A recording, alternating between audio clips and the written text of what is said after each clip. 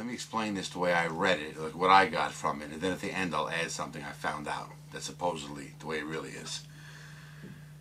Jonah. God tells Jonah to go to Nineveh, warn them about their wickedness, all that stuff. Jonah seems scared. He flees to Tarshish by way of Joppa, hops on a ship. Okay? When he's out to sea with the ship, powerful storm hits. The crew fear for their lives. They even throw stuff overboard to try to lighten the load of the ship. Maybe it's banging against the walls or whatever. It's a really, really powerful storm. But through it all, Jonah seems to be asleep in a corner. So the crew wake him up. They're like, don't you see what's going on here? This and that.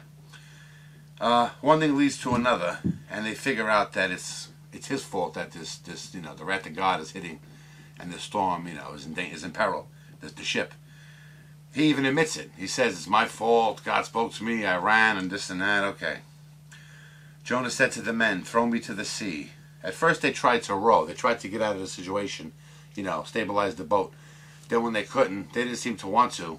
They threw him overboard.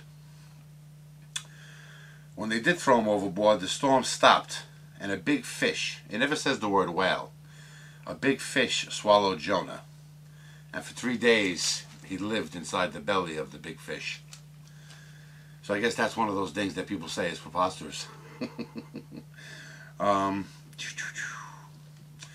During this time, Jonah seems to have repented. He poured out his heart. And the fish, he apologized to God or whatever. And the fish vomited Jonah on the beach. God again told him to go to Nineveh. He went, he started prophesying right away. And he told the people, 40 days, this town is going to be overthrown. The people believed him. They obeyed. The king even ordered a fast. And everyone did good and did everything they were supposed to do for 40 days. But for some reason, this displeased Jonah. And this is the part I got confused at. I was trying to figure out, I really didn't understand why. What was he getting so angry about? Well, I'll get to that in a second.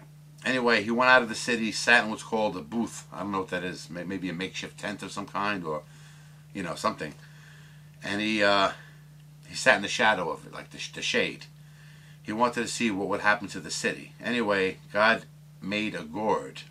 It's like a big leafy plant come up over Judah. So like the plant over Jonah.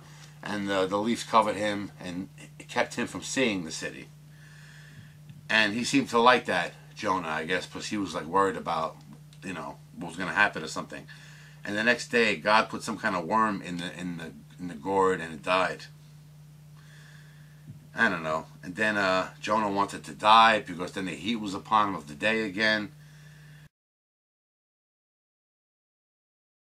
But what God asked, what are you mad about? You didn't plant the gourd, labor over it, or grow, it came and went. You didn't do nothing. You had nothing to do with the growing of this plant. What are you so angry about? But anyway, I spoke to a friend, and he said that the message of this book was that Jonah was like an enemy of Jonah's people were enemies to the people of Nineveh. But I really didn't get that from reading this. But I guess a scholar would. And that's why he did not want God to...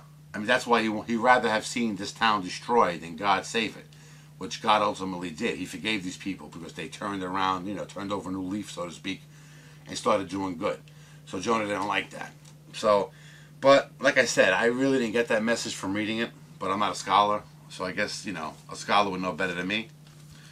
And the book of Micah. Yeah. He was a prophet, a holy man. Very familiar themes turn here. Evil, wicked folks are going to pay for their sins. This part, 5:14, sounds pretty powerful. And I will pluck up thy groves out of the midst of thee. So will I destroy thy cities. And I will execute vengeance in anger, and fury upon the heathen, such as they have not heard. Wow. So the non-believers really going to take it on the chin here. Yeah, this part really sounds like end times prophecy. Woe is me, for I am as when they have gathered the summer fruits, as the grape gleanings of the vintage. There is no cluster to eat. My soul desired the first ripe fruit. the good man is perished out of the earth, and there is none upright among them. They all lie in wait for blood. They hunt every man his brother with a net. So it's like when all the good is taken out of the earth, I guess there'll be like hell on earth or whatever. Like there's nothing good here, so it would all be trouble. But the rapture, that's a name that man gave it. I don't think the Bible ever says rapture, but we'll see if we ever get to that part. But I'm pretty sure the word rapture does not appear in the Bible. I'm pretty positive. But we'll see. Anyway, I want to talk about something quick now.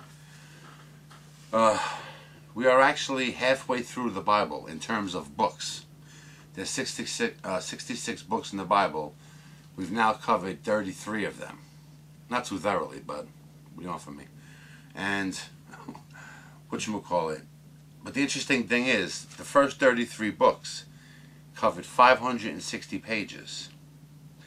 The next 33 books, it's less than 200. It's like 195 pages. So 560 compared to like 195, we're way, way, way past the halfway point. You know, it's pretty interesting. So anyway, thanks for everybody for sticking with, I know it's not the most exciting series in the world, but it's fun, it's interesting, it's something to do, And a lot of people suggested I do a halfway point, once the Old Testament's done. It's really not the halfway point. But once I'm done with the Old Testament, I'll do an overview. That should prove interesting. Anyway, I'll see you next time.